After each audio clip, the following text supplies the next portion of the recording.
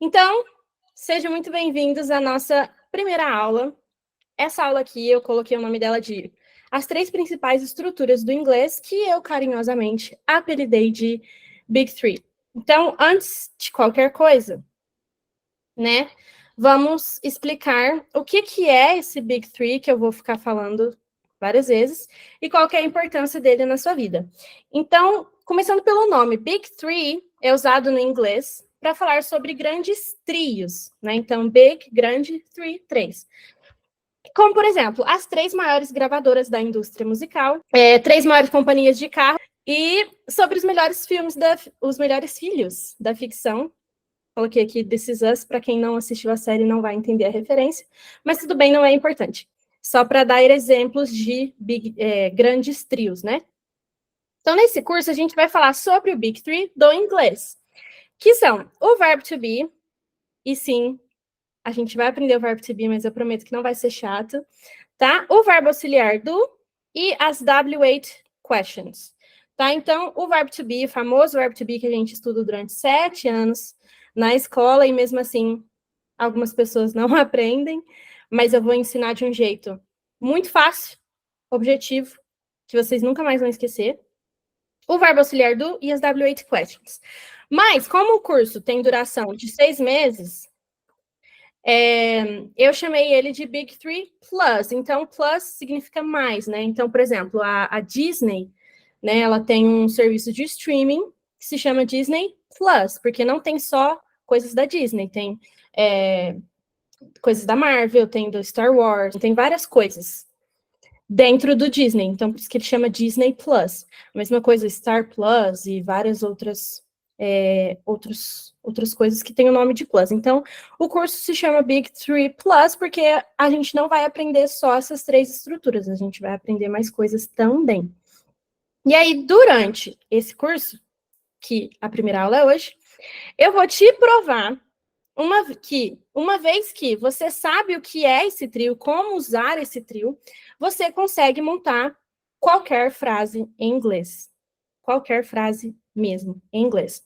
E aí, assim, eu não vou mentir para você. Você vai ter que juntar esse trio a outras duas coisas para você se tornar fluente, que são tempos verbais e vocabulário, tá? Mas fique em paz, porque durante esses 6 meses eu vou te apresentar bastante vocabulário novo, e pelo menos um tempo verbal, que é o mais importante de todos, que é o simple present, né? O presente simples. Tudo bem. Traduzir para qual idioma? Né? Para nenhum idioma, Siri, não estou falando com você. Perdão, meu celular, às vezes ele fala comigo. Que é o simple present, né? Então, presente simples. Todas as nossas aulas vão ser gravadas para vocês poderem revisar depois. E em todas as aulas nós temos exercícios e materiais de revisão.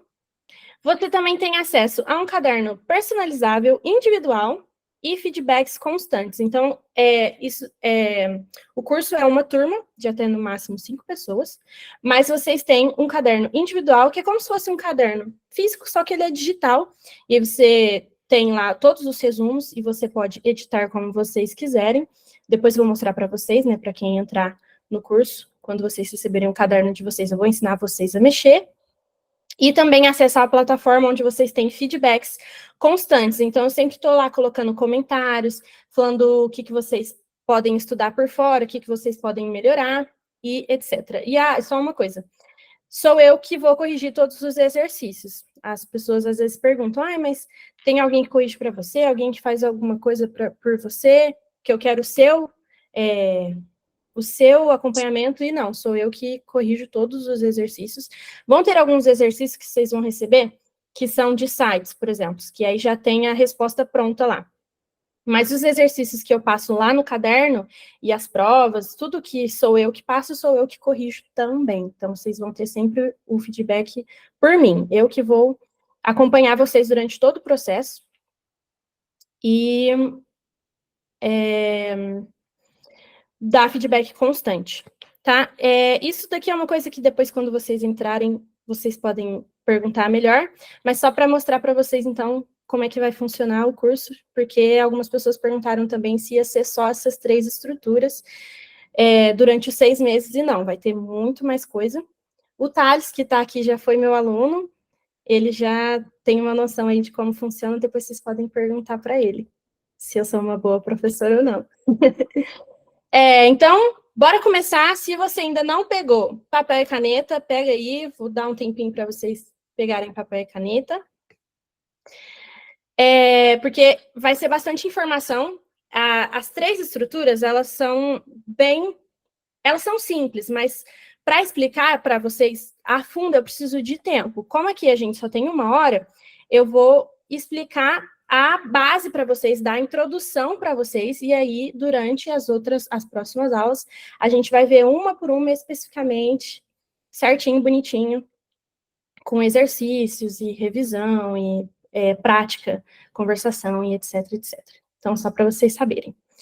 Tá? Então, peguem aí o papel e caneta que a gente vai começar. Então, as 3... Deixa eu tirar, que vocês estão vendo eu 2 vezes, né? Agora que eu percebi isso. Para começar, então, quais são essas 3 estruturas que eu falei para vocês? É o verbo to be, o verbo to do e as W8 questions. Só que essas 3 categorias são como se fossem subcategorias. Na verdade, as categorias maiores, né, para você formar qualquer frase em inglês, isso em qualquer língua, são essas 3 aqui, ó. Deixa eu mudar de cor. São essas 3, afirmativa, negativa e interrogativa. Então, numa língua, você pode formar frases de 3 tipos. Uma frase afirmativa, que você afirma alguma coisa, que você fala, eu sou feliz. Uma negativa, então eu não sou feliz. E uma interrogativa, que é uma pergunta, você é feliz? Nós somos felizes? Eu sou feliz? Então, pergunta. Isso daqui, ó, são as 3 categorias, então, o verbo to be, o verbo to do e as W8 questions dentro da categoria, né? As subcategorias aqui dentro. Não precisam ficar super agitado para anotar tudo, porque eu vou mandar esses slides para vocês no final da aula, tá? Quem está lá no grupo vai receber esses slides aqui. Bom, então, voltando, né? A afirmativa sempre vai ser a mesma estrutura, então, que só tem um, que vocês vão ver. Tanto com o verbo to be e o verbo to do é a mesma estrutura. Isso aqui, gente, se vocês tiverem que decorar uma coisa dessa aula, decora isso aqui, ó. A estrutura é sujeito, verbo, complemento. Sujeito, verbo, complemento. Se tiver que anotar alguma coisa, anota isso. Sujeito, verbo e complemento. Essa é a estrutura para você montar uma frase na afirmativa. E aí, na negativa e na interrogativa, elas vão ser meio que você vai alterar uma coisinha ou outra dessa estrutura aqui. Então, se você decorar isso aqui, já é meio caminho andado. Tá? Então, é sujeito, verbo, complemento. Isso tanto para o verbo to be quanto para o verbo to do.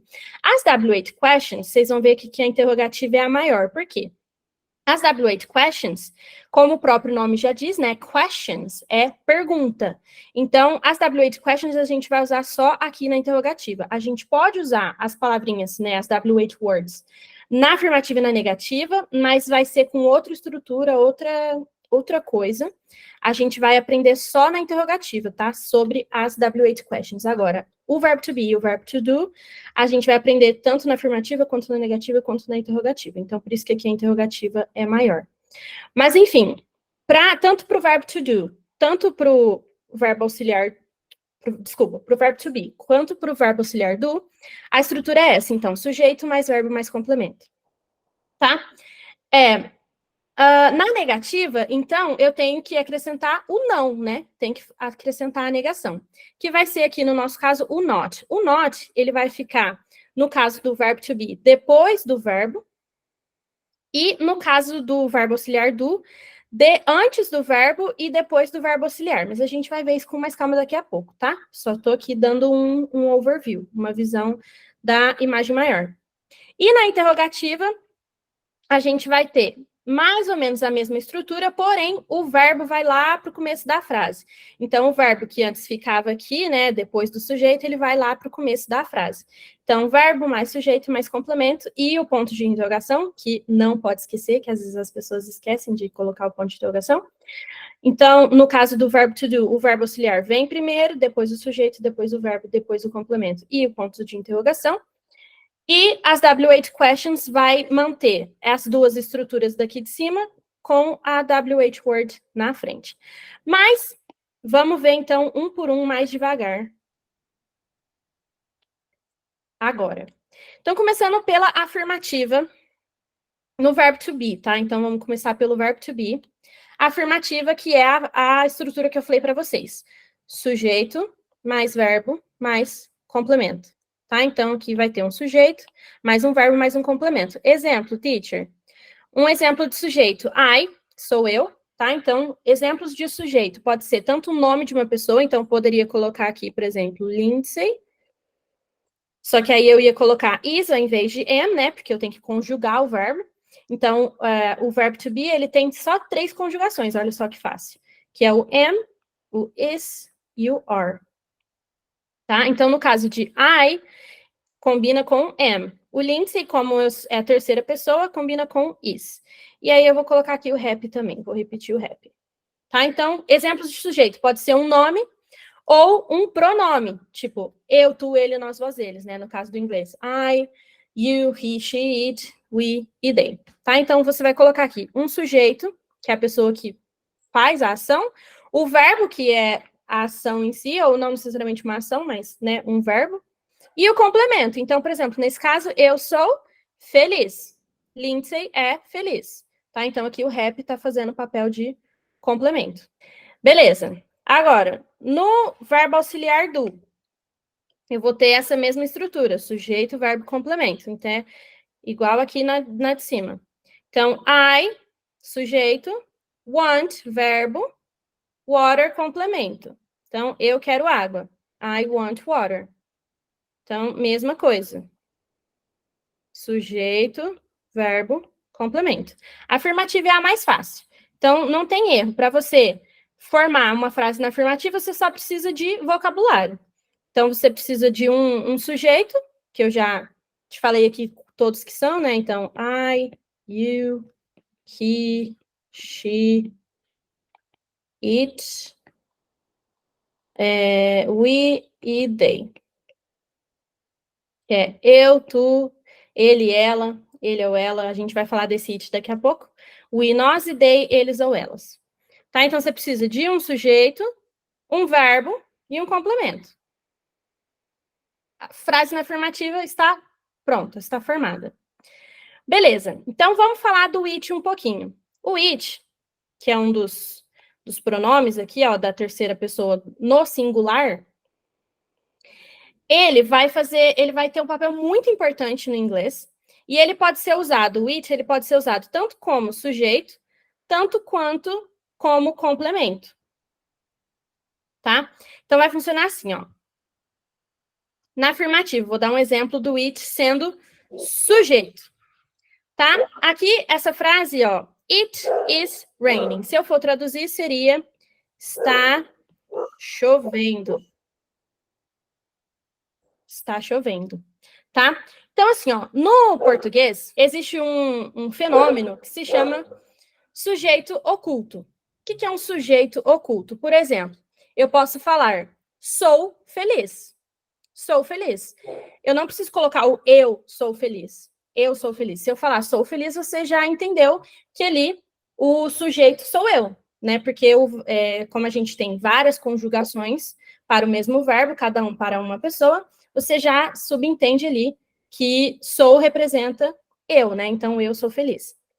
No caso aqui do está chovendo, eu também não preciso colocar sujeito nenhum, até porque meio que não existe, né? É um fenômeno da natureza.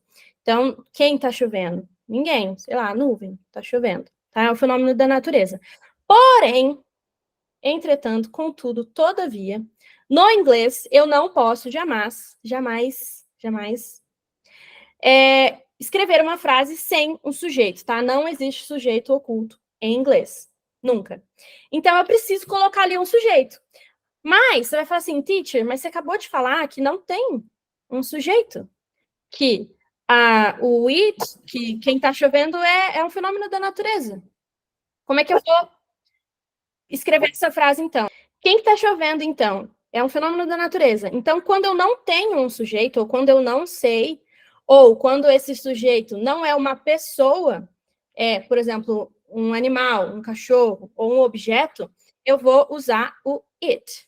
Então, o it, ele vai servir para sujeito nesses casos, quando for um fenômeno da natureza, um animal, um objeto ou qualquer outra coisa que não seja uma pessoa, né, uma situação, enfim, inúmeras coisas, ou quando eu não sei quem é, ou, por exemplo, no caso de animal ou objeto, em português a gente tem essa diferenciação de gênero, né? Então, por exemplo, caneta é feminino, lápis é masculino, mas no inglês eu não tenho essa diferenciação, nem para objetos, nem para animais. Então, eu uso it, porque ele é o indefinido. Tá? Então, eu vou usar o it como sujeito para essas situações. Quando eu não souber, ou quando ele for indefinido, ou alguma coisa que não seja pessoa. Ficou muito confuso ou conseguiram entender como é que funciona o it? Então, tipo, nesse caso, eu não posso escrever is raining só. Não posso falar is raining, né? Está chovendo. Eu tenho que falar que it está chovendo, como se fosse, sei lá, as nuvens, Zeus está chorando, alguma coisa. Um fenômeno da natureza. O it, ele está ali representando alguma coisa.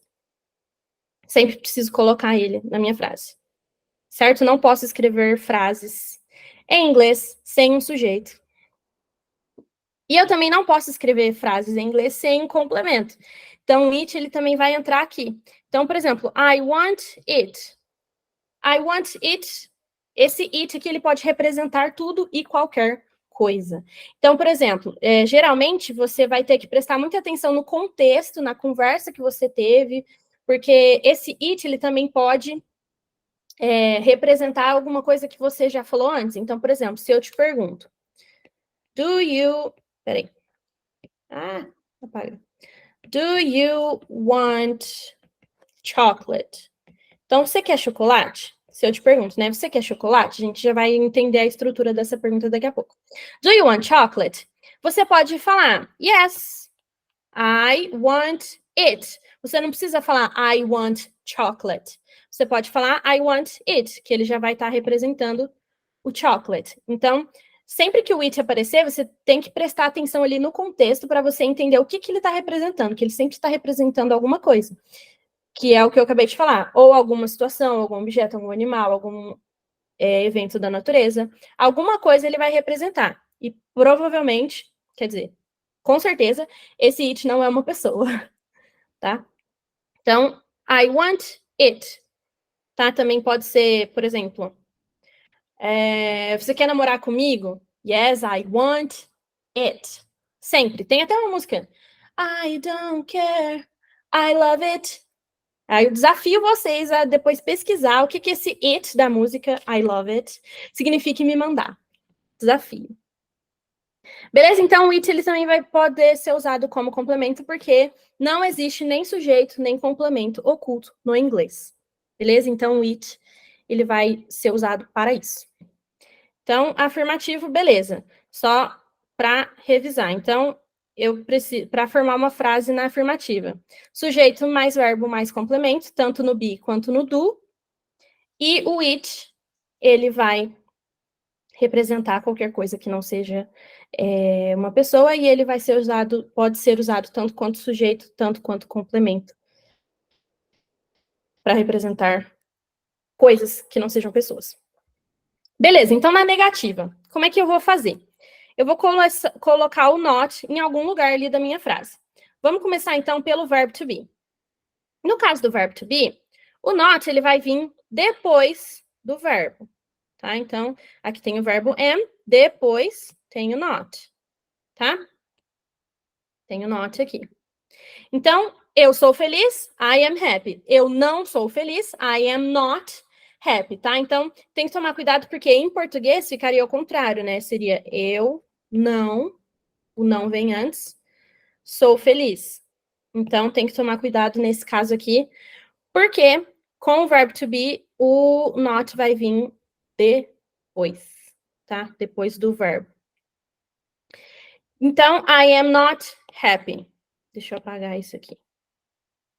I am not happy. Então, o not vai vir sempre depois do verbo, tá? Mas, num geral, a frase continua a mesma, ó. Sujeito, verbo, complemento. Só acrescentei o not aqui no meio, para transformar essa frase positiva numa negativa. Tá? Então, o not está aqui depois do verbo. Beleza?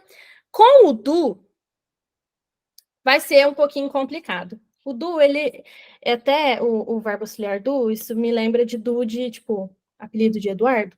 Então, a gente vai chamar o auxiliar do de do, né? E o do, ele é um cara meio complicado. Mas, ao mesmo tempo, ele é um cara muito maneiro. Por quê? O do, qual que é a função dele? Eu gosto de brincar que o único verbo forte o suficiente para montar uma frase sozinho é o verbo to be. O be é o cara. O be é o top. Ele consegue formar a frase que ele quiser sozinho, ele dá conta do recado.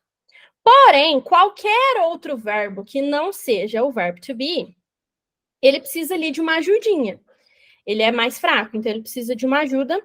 E quem vai ajudar ele vai ser o do, que o do é um cara muito legal. Então, não é à toa que o nome dele, né, é verbo auxiliar. Ele é a muletinha dos verbos. Tá? Então, por exemplo, o verbo want, né, não é o verbo to be. Então, o verbo want, para auxiliar, né, o verbo want, eu vou usar o do. Então, o do tá bem aqui. E, no caso dessa frase, né, além de acrescentar o not, eu tenho que apresentar o verbo auxiliar do. Por quê? Na afirmativa, ele também existe. Aqui, ó. Peraí. Ele também existe aqui, ó. I do want water. Só que na afirmativa eu posso ocultar ele. Eu posso fingir que ele não existe. Somente na afirmativa. Na negativa e na interrogativa, eu não posso, em hipótese alguma, ignorar a existência dele. Então, ele vai aparecer aqui antes do not, no lugar do verbo, né? Lembra que aqui o verbo vem antes do not? Só que como esse verbo não é forte o suficiente para fazer isso, então o verbo auxiliar vai fazer isso por ele. Tanto que eu posso juntar os dois, ficando don't, o famoso don't. Que as pessoas às vezes me perguntam, teacher, tipo, I want water. Por que na negativa fica I don't want water? Tipo, de onde surgiu esse don't? Daqui, tá? Porque, na verdade, na afirmativa ele já existia, porém ele pode ser ignorado. Tá? Então, sujeito mais verbo auxiliar, o famoso do, mais o not, que pode ser juntado formando don't, e o complemento, tá? Então, I do not want water, ou I don't want water. Então, essa vai ser a estrutura, tá? I don't alguma coisa. Ou não necessariamente I, né? Mas o sujeito, don't want water, né? Complemento. Então, vamos para a interrogativa agora. A interrogativa, ela tem um truquezinho. Por quê? Ela vai ser exatamente, não exatamente, mas ela vai ser muito parecida com a frase na afirmativa, porém, o verbo, em vez. Então, a frase na afirmativa seria, né? Sujeito mais verbo mais complemento. No caso da interrogativa, o que eu vou fazer? Eu vou pegar o verbo que ficaria aqui e vou mandar ele para o começo da frase, tá? Então, vai ficar verbo mais sujeito mais complemento na interrogativa, tá? Então, eu vou mandar ele lá para o começo da frase. E não posso esquecer do ponto de interrogação, tá? Sempre vai escrever uma frase na interrogativa, põe o ponto de interrogação. E a mesma coisa no do, né? O do vai ser lá a mesma estrutura da afirmativa, porém, o do, ele vai aparecer, então, aqui, ó, sujeito mais verbo mais complemento, porém, o do vai aparecer aqui no começo, tá? Então, sempre na interrogativa, o verbo vai lá para o começo, só que como os outros verbos, né, que não são o verbo to be, são fracos demais para fazer isso, então o verbo auxiliar vai tomar o lugar dele. Tá? Então, vamos ver na prática. Primeiro com o verbo to be.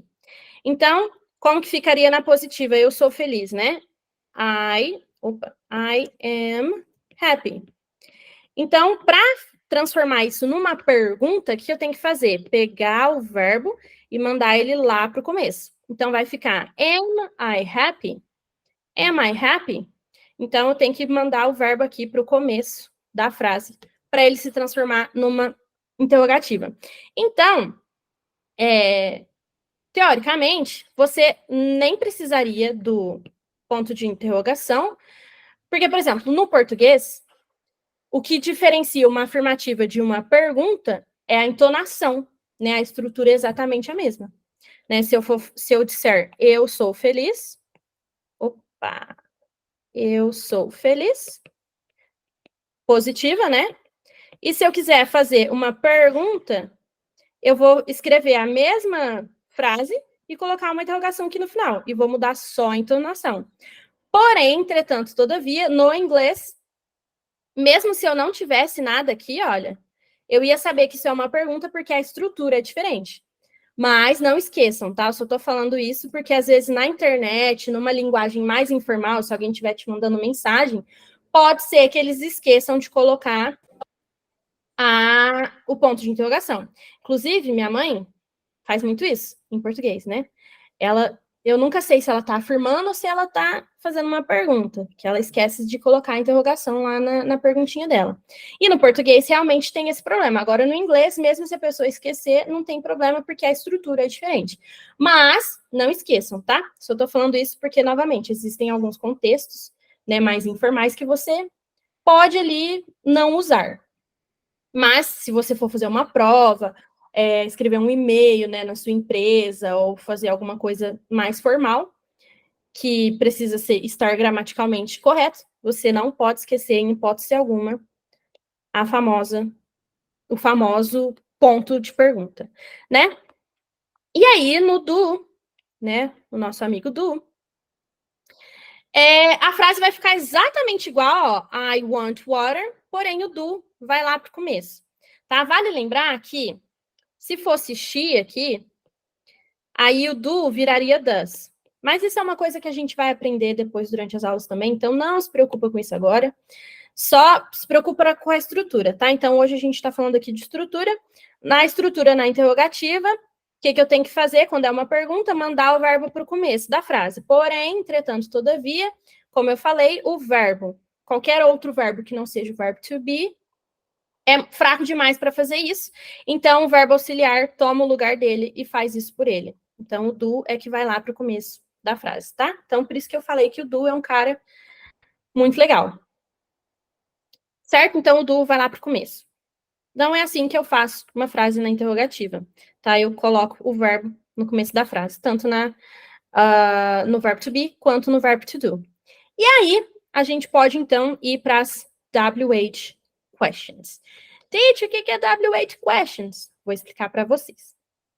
Então, as WH questions são perguntas que vão te exigir um pouco mais do que um sim ou um não na resposta. Como assim, teacher? Se você reparar, quando a gente faz uma pergunta com o verbo to be ou com o verbo auxiliar do, um simples yes ou no responde a sua pergunta.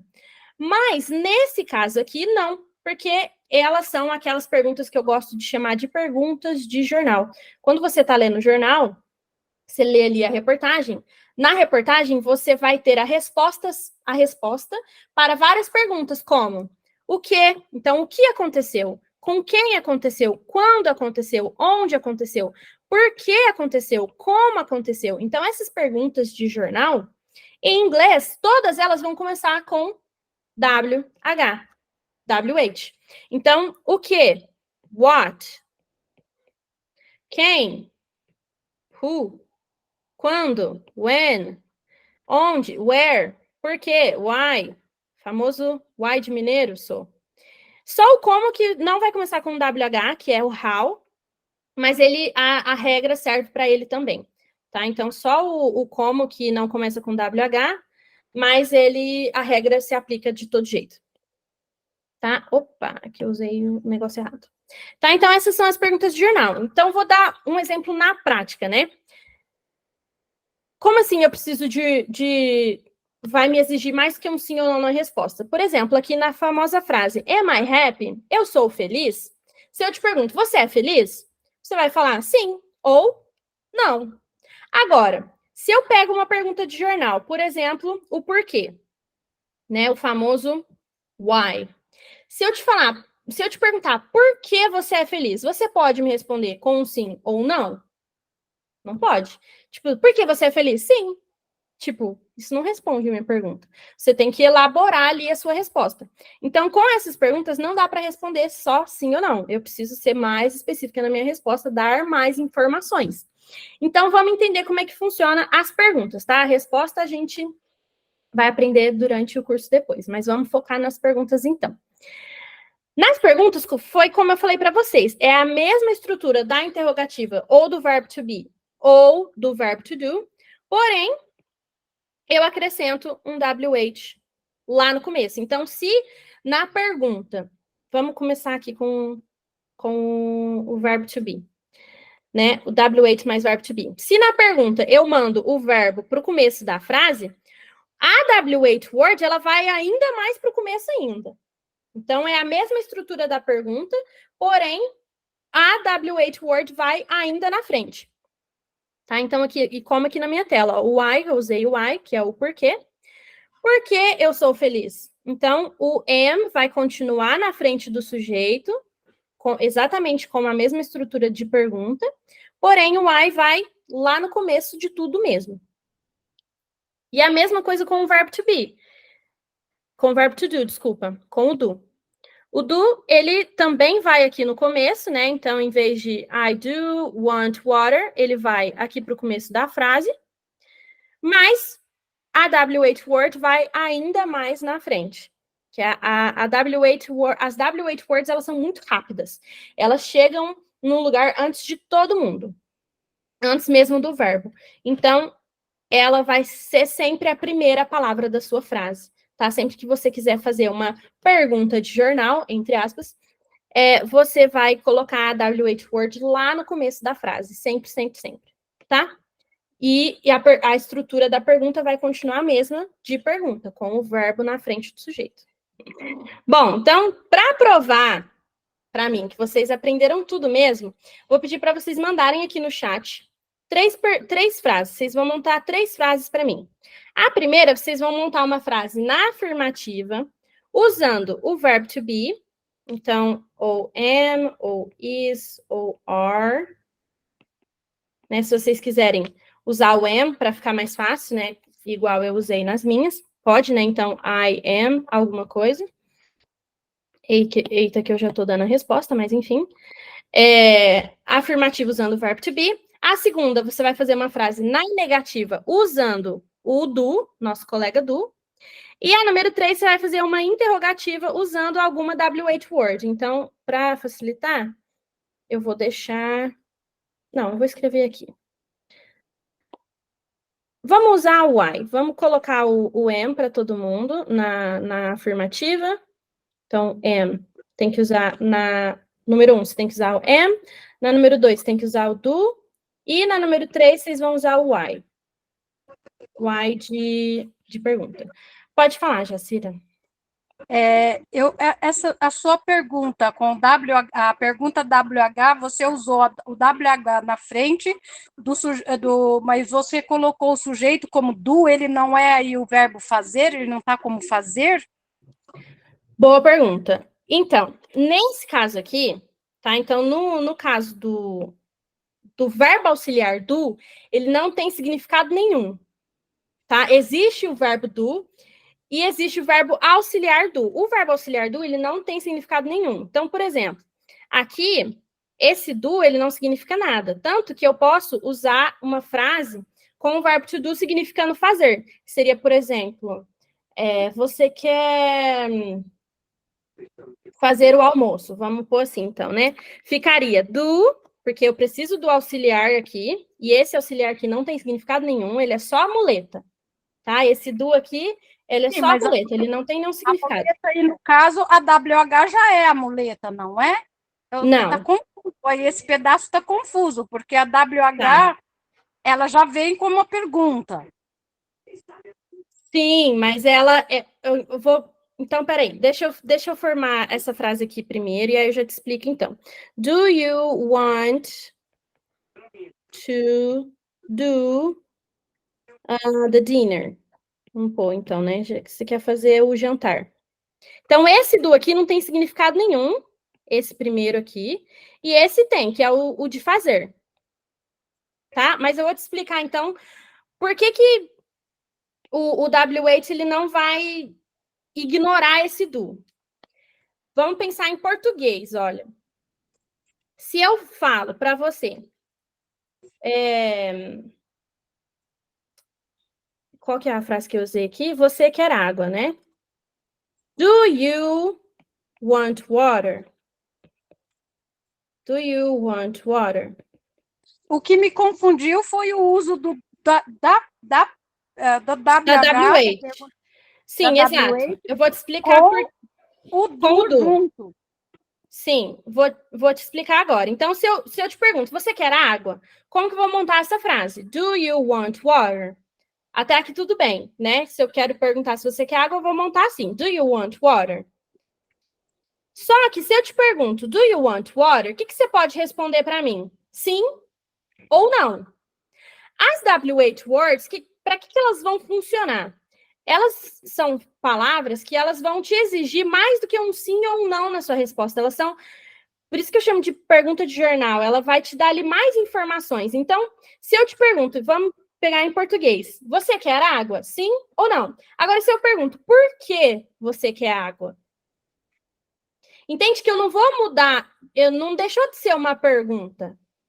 Eu só vou acrescentar ali o porquê. Eu só vou mudar a intenção da minha pergunta. Eu não quero saber se você quer água, eu quero saber por que você quer água. Ah, entendi.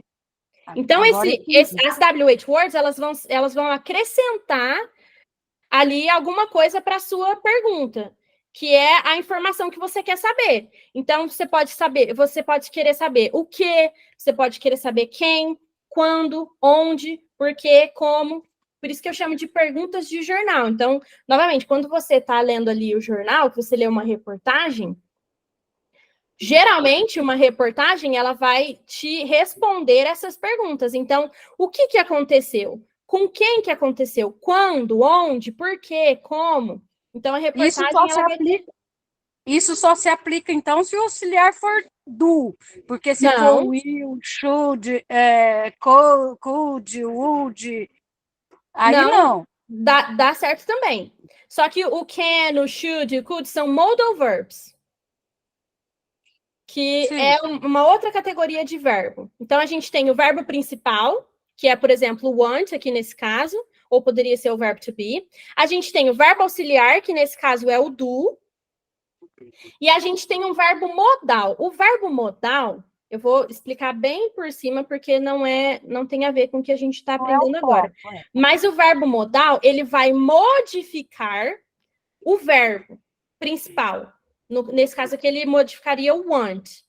Então, poderia ser o can, o could, o should, o may, o might, mas é uma outra categoria, só que ele também não excluiria o uso do why, ou de qualquer outra W8 word.